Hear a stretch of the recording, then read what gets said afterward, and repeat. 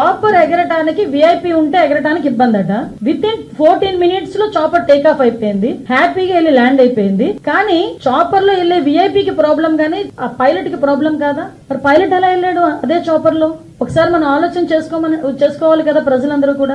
అదే విధంగా మీరు అబ్జర్వ్ చేసుకుంటే ఎంత అంటే ఒక క్రిమినల్ సైకాలజీ ఉన్న వ్యక్తి పొలిటికల్ లీడర్, మళ్ళీ ఎందుకు చెప్తున్నానంటే నాకే చాలా చిరాకు అనిపించింది. నిన్న ఇలా కూడా ఆలోచిస్తారా ఒక పొలిటికల్ లీడర్స్?